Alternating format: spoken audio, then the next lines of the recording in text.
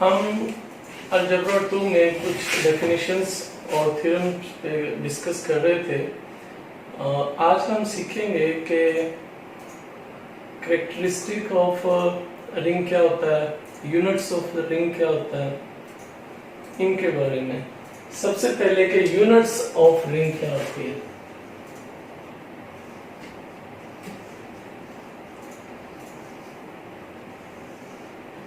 अब यूनिट के वर्ड से ही पता चल रहा है कि इसमें को वन वाला कोई आएगा।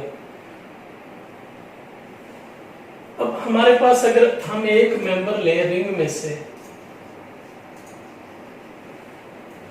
और वो नॉन जीरो होना चाहिए, यानी अगर हम उसको चलो ऐसे लिख लेते हैं, अगर हमारे पास कोई एक मेंबर रिंग में से है तो उसके corresponding there exists A inverse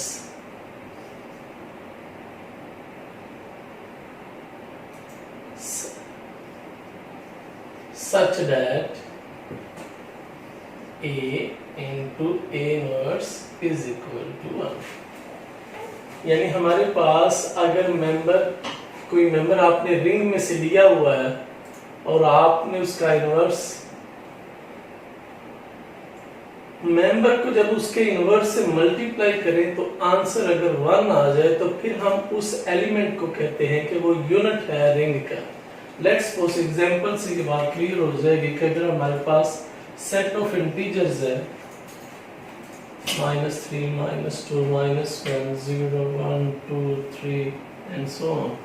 अब हमने कोई दो मेंबर्स यहां से लेने हैं, अगर हम दोनों को आपस में मल्टीप्लाई करें तो आंसर 1 आना चाहिए। अब फर्ज करें यहाँ पे कौन कौन से मेंबर हैं कि जो आंसर 1 दे। अब एक तो है हम 1 ले लें, 1 को 1 से मल्टीप्लाई करें तो आंसर 1 आ जाता है। अब 1 का इनवर्स 1 है। और कौन सा मेंबर है कि उसको हम किसी और मेंबर से मल्टीप्लाई करें कि आंसर हमारा 1 आ जाए, तो वो ये है कि -1 को अगर आप -1 से मल्टीप्लाई करें तो आंसर हमारे पास 1 आता है। इसके अलावा आप जो मर्जी पकड़ के मल्टीप्लाई कर लें, कभी भी आंसर आपका 1 नहीं आएगा। मेंबर ले लें, मल्टीप्लाई कर लें, आंसर 1 नहीं आएगा। इसका मतलब ये है कि अगर आप यूनिट्स की डेफिनेशन ये कर रहे हैं कि आंसर 1 दे, तो ऐसा तो अब कोई भी नहीं है। तो फिर इसका मतलब ये हुआ कि हमारे पास यूनिट्स ऑफ z जो हैं, हम u से रिप्रेजेंट करते हैं यूनिट्स ऑफ z को, वो हमारे पास 1 है और -1। दो है सिर्फ यूनिट्स ऑफ z। इसके अलावा हमारे पास यूनिट्स ऑफ z कोई नहीं है कि उसी से मल्टीप्लाई करें, हम मेंबर किसी से मल्टीप्लाई करें तो आंसर 1 दे दे। 1 और -1 के अलावा z में से कोई भी नहीं है। अब आप चले जाएं कि सेट ऑफ इंटीजर्स के अलावा अगर सेट ऑफ रैशनल नंबर्स पे चले जाएं, तो सेट ऑफ रैशनल नंबर्स की डेफिनेशन आप जानते हैं कि आपके पास p q दो इंटीजर्स होते हैं and q is not equal to 0। Set of rational numbers में हर एक रेसिप्रोकल पड़ा होता है। For every p over q there exists q over p such that p over q into q over p is equal to 1। हर एक का inverse है, इसी तरह मल्टीप्लाई करें तो आंसर 1 आता है, यूनिट्स है। लेकिन इसमें सिर्फ 0 अगर आ गया, फिर आप p0 ले लें तो 0 का आपके पास कोई भी इनवर्स नहीं पड़ा हुआ, तो इसका मतलब ये है कि यूनिट्स ऑफ q जो है वो सारा q आ सकता है, बस उसमें से 0 को माइनस कर दें कि 0 का यूनिट नहीं आएगा। 0 का कोई ऐसा मल्टीप्लिकेटिव इनवर्स नहीं है कि उससे मल्टीप्लाई करें तो आंसर 1 आ जाए। तो 0 को माइनस कर दें तो बाकी आपका यूनिट ऑफ q बन जाएगा। इसी तरह आप अगर एग्जांपल लें सेट ऑफ रियल नंबर्स की, तो सेट ऑफ रियल नंबर्स में भी आप जानते हैं कि हर p ओवर q के लिए q ओवर p एग्जिस्ट कर रहा है हर मेंबर्स के लिए। मसला फिर भी यहाँ पे वही आ गया कि अगर आपके पास R में 0 मेंबर है तो 0 का कोई इन्वर्स नहीं पड़ा हुआ कि 0 को किसी से मल्टीप्लाई करें तो आंसर 1 दे दे, ऐसा नहीं है। तो इसका मतलब है यूनिट ऑफ अगर आप R करना चाह रहे हैं तो आपका आंसर R के R में से सिर्फ क्या निकाल दे, 0 को निकाल दे, बाकी आपके यूनिट्स ऑफ R है। तो ये हमने पढ़ा कि यूनिट ऑफ अगर z है तो आप 1 माइनस 1 है आपका, यूनिट ऑफ q है तो q में से 0 निकाल दें, यूनिट ऑफ रियल नंबर्स है तो उसमें से 0 निकाल। उसके बाद हम सीखते हैं कि अगर हमारे पास सेट ऑफ इंटीजर्स आ जाए मॉडुलो ऑफ n पे तो उसके लिए यूनिट्स हमारे पास कितने आएंगे। पहले उसकी डेफिनेशन आनी चाहिए कि अगर हमारे पास z ऑफ n है तो हम उसको कैसे लिख सकते हैं, 0 से लेके n माइनस 1 तक। अब फर्ज करके अगर n आपका 6 है तो z6 आपका बन गया। और ये एक और बात याद रखिए, अगर zn आपका 0 से n माइनस 1 है तो आपके जो यूनिट्स हैं for n is equal to 6, वो n की जगह पे 6 लगा देंगे तो 5 तक चला जाएगा। अब कौन से दो मेंबर हम उठाएं कि उनको मल्टीप्लाई करें तो आंसर आपका 1 है। अब 1 को 1 से मल्टीप्लाई करेंगे मॉडुलो ऑफ 6 पे तो आंसर 1 आ जाएगा। अब 2 को किससे मल्टीप्लाई करें मॉडुलो ऑफ 6 पे कि आंसर आपका 1 आ जाएगा। ऐसा कोई मेंबर एग्जिस्ट नहीं कर रहा, यानी 3 से मल्टीप्लाई करेंगे तो वो 0 दे देगा, 2 को 4 से मल्टीप्लाई करेंगे तो 2 दे देगा, 2 को 5 से मल्टीप्लाई करेंगे 10 तो वो। तो हमारे पास इसका मतलब ये है कि कैरेक्टरिस्टिक जो हम ढूंढ रहे हैं Z6 में से वो 2 उसमें शामिल नहीं है। अब आप 3 चेक कर लें, 3 को मल्टीप्लाई 1 से करें 3 आ गया, 2 से करेंगे 6 आ गया, मॉडुलो ऑफ 6 पे 0 बन जाएगा। 4 को 3 से करेंगे तो 3 को 3 से करेंगे तो 9 आ जाएगा, वो भी आपका 3 आ जाएगा रिमाइंडर। और अगर आप 4 को 3 से मल्टीप्लाई करेंगे फिर भी 0 आ जाएगा, और अगर आप 5 को 3 से मल्टीप्लाई करेंगे तो फिर भी 1 नहीं आएगा। तो फिर उसके बाद आप 4 चेक कर ले, 4 को आप 2 से मल्टीप्लाई करेंगे तो फिर भी आपका 8 बनेगा, वो 2 आ जाएगा। अगर आप 4 को 3 से मल्टीप्लाई करेंगे 6 आएगा, वो 0 बन जाएगा। 4 को 5 के साथ मल्टीप्लाई करेंगे तब भी 1 आएगा। अब 5 का भी इसी तरह अगर आप चेक कर लें तो हमारे पास कोई किसी से भी मल्टीप्लाई करने पे ये नहीं आएगा, 1 नहीं बनेगा। तो इसका मतलब ये है कि यूनिट ऑफ Z6 जो है वो आपके पास सिर्फ 1 ही आएगा।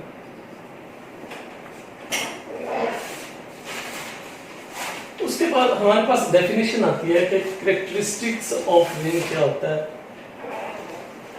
ये हम सीखेंगे। यूनिट्स हमने सीख लिया कि दो मेंबर्स को मल्टीप्लाई करें, आंसर अगर 1 आ गया आपका तो वो आपकी कैरेक्टरिस्टिक है।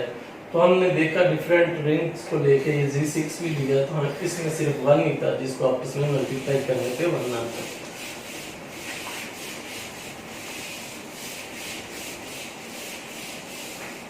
अब उसके बाद हमारे पास आ गया कि कैरेक्टरिस्टिक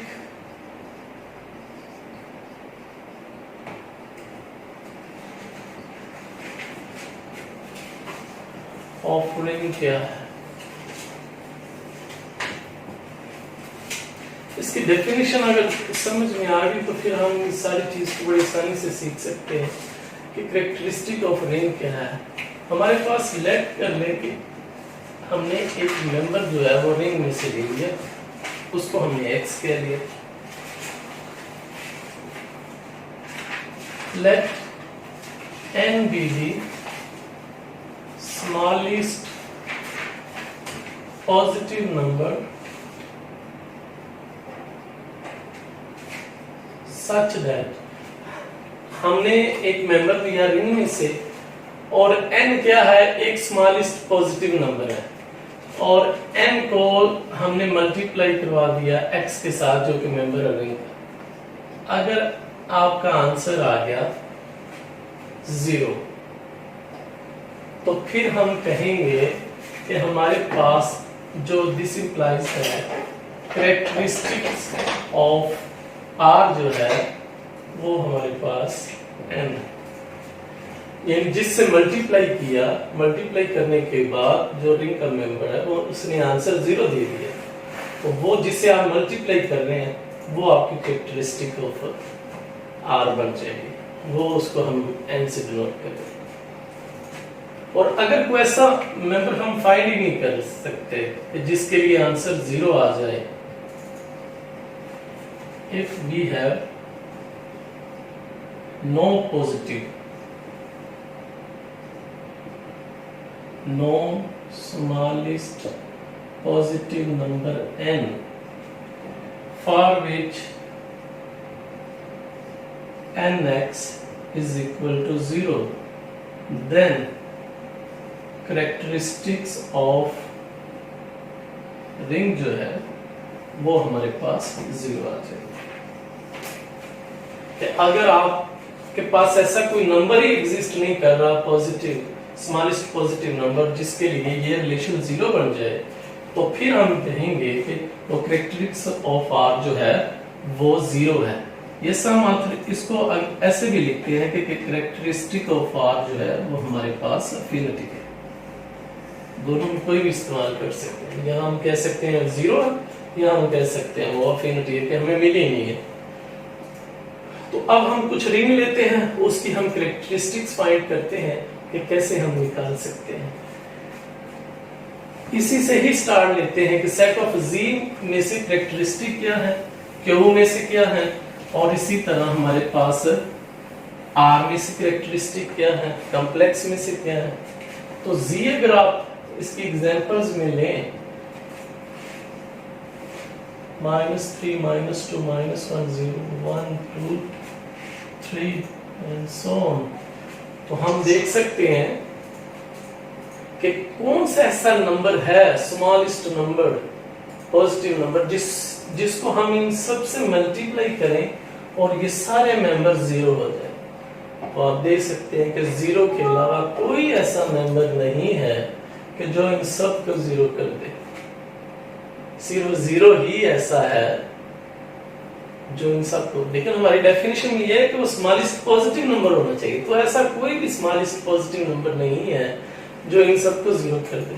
तो फिर हम क्या कहते हैं कि कैरेक्टरिस्टिक ऑफ Z जो है वो हमारे पास 0 है, या हम कह लेते हैं अफिनिटी है।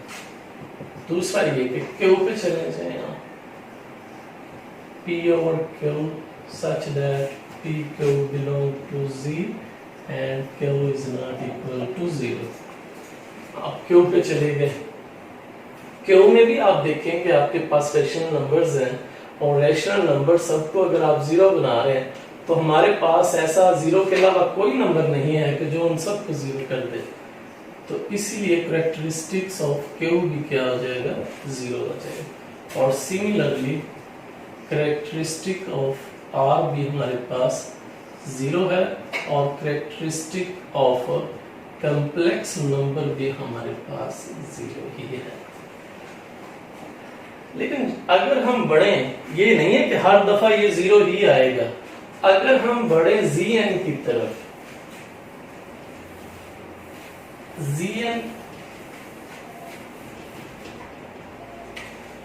की डेफिनेशन के मुताबिक 0 1 2 3 एंड सो ऑन n-1, तो ये आप लोग याद रखिएगा कि कैरेक्टरिस्टिक्स ऑफ जो Zn है वो हमारे पास n है, वो n निकलेगी। लेट्स सपोज आप n की जगह 6 ले लें, तो Z6 आपके पास आ गया 0 1 2 3 4 5 या। अब हमारे पास ये नहीं है कि 0 ही है कि वो सारा 0 बना सकता है, उसके अलावा कोई स्मॉलेस्ट पॉजिटिव नंबर नहीं है। हमने यहाँ पे डेफिनेशन में क्या पढ़ लिया कि अगर आपका Zn दिया हुआ है G2 3 4 5 जो भी है, तो करेक्टरिस्टिक वही हो, वो आप 10 होगा। हमने G6 लिया, आप G6 से मल्टीप्लाई कर ले, 6 से मल्टीप्लाई करेंगे तो सारे मेंबर ये 0 हो जाएगा। मसलन आप 0 को 6 से मल्टीप्लाई करते हैं, चले वो तो 0 हो गया। अब 1 को मल्टीप्लाई करते हैं 6 के साथ, तो मॉडुलो ऑफ 6 पे आपने चेक करना है ना, तो 6 into 6 into 1 6 को 6 पे डिवाइड करेंगे, reminder is 0, and 2 into 6 12, and after dividing by 6 we get answer is 0. 3 into 6 also 0, 4 into 6 also 0, 5 into 6 also 0. तो एक ऐसा देखिए स्मॉलेस्ट पॉजिटिव नंबर आ गया कि जिसको हमने मल्टीप्लाई किया 6 के साथ G6 को, तो देखिए सारे मेंबर्स आपके 0 आ गए। तो यहां से हमारे पास रिजल्ट फिर क्या निकला कि कैरेक्टरिस्टिक्स ऑफ G6 क्या है, 6 है, नॉट 0। 0 तो उस वक्त लगा ना जब ऐसा कोई पॉजिटिव नंबर मिला ही नहीं कि जो सबको 0 बना दे, तो इस दफा तो हमें मिल गया 6। और बाकी स्मॉलेस्ट की बात होती है, ग्रेटेस्ट में तो आपका वो 12 भी कर जाएगा, 18 भी कर जाएगा, मतलब वो तो कर जाएंगे, लेकिन स्मॉलेस्ट पॉजिटिव नंबर हमारे पास जो है वो 6 ही है जो इन सबको 0 बना देता है। तो इसी तरह आप एग्जांपल G7 ले सकते हैं, तो फिर उसका कैरेक्टरिस्टिक्स G7 का 7 हो जाएगा, 8 लेंगे तो कैरेक्टरिस्टिक 8 हो जाएगा। तो वो हम यहाँ से देख सकते हैं कि कैसे हम कैरेक्टरिस्टिक निकाल सकते हैं। उसके बाद हमारे पास डेफिनेशंस ये आ जाएंगी कैरेक्टरिस्टिक्स के बाद कि एडेम्पोटेंट क्या मैट्रिक्स, जैसे एडेम्पोटेंट मैट्रिक्स पढ़ते हैं इसी तरह एडेम्पोटेंट रिंग है, नीलपोटेंट रिंग है, सेम उसी पैटर्न से। अगर आप मैट्रिक्स में देखें, जैसे बीएससी में आप लोगों ने देखा था मैट्रिक्स में कि एडेम्पोटेंट मैट्रिक्स क्या होता था कि आप मैट्रिक्स ए का स्क्वायर करें तो वापस ए आ जाए, तो आप कहते थे कि ए इज एन एडेम्पोटेंट मैट्रिक्स, एडेम्पोटेंट मैट्रिक्स। अब लेकिन हम तो पढ़ रहे हैं रिंग में, अब रिंग में थोड़ा सा चेंज कर देंगे। आप जब एडेम्पोटेंट रिंग कहेंगे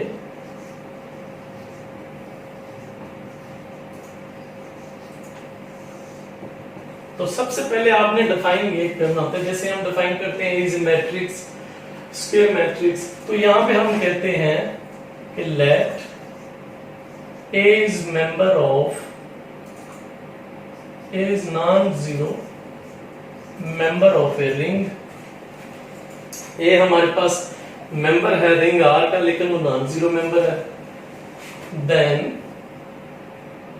ए square is equal to A is called idempotent ring। फिर हम उसको कहते हैं कि ये idempotent रिंग है। सेम उन्हीं लाइंस पे देखें। अब देखें इनको सेटिस्फाई कौन करेगा, क्योंकि उसका स्क्वायर लें तो वापस वही आ जाए। अब फर्स्ट करें 0 है, 0 का स्क्वायर करें 0 आ जाएगा, और 1 पे स्क्वायर करेंगे तो 1 आ जाएगा। इसके अलावा आप ऐसा नहीं ढूंढ सकेंगे किसी का स्क्वायर ले रहे हैं वापस वही एलिमेंट आ जाएगा। अगर आप -1 लेंगे तो -1 का स्क्वायर +1 आएगा, -1 नहीं आएगा। तो इसलिए हमारे पास जो idempotent रिंग्स हैं वो हमारे पास 0 है और 1 है। 0 1 are called idempotent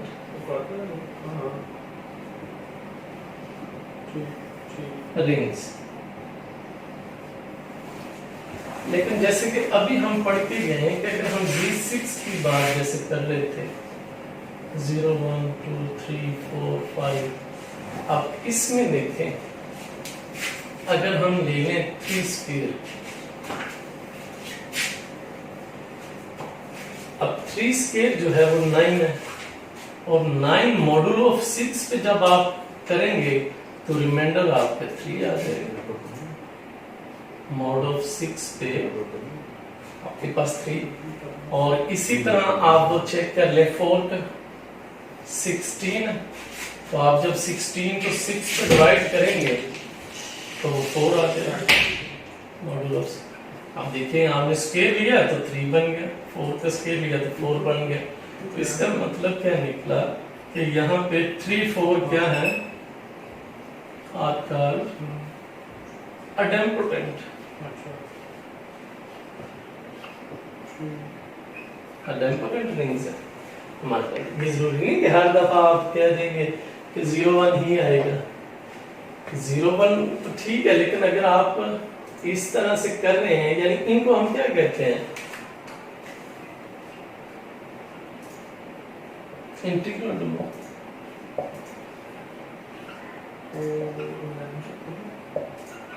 अगर इस तरह की कोई रिंग आ गई है इंटीग्रल, यानी जिसमें विदाउट जीरो डिवाइजर्स आ जाए, तो मल्टीप्लाई करने के कम से कम एक मेंबर जरूर 0 होना चाहिए, तो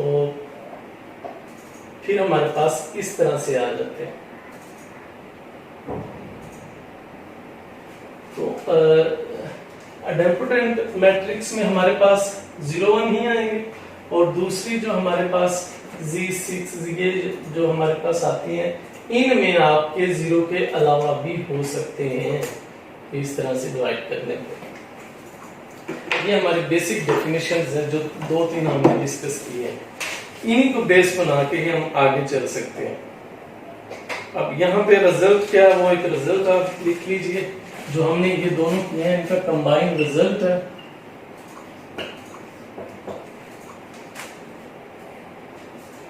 In an integral domain, अगर इंटीग्रल डोमेन आपकी R है,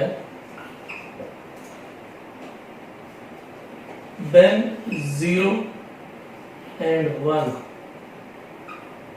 are the only idempotent elements।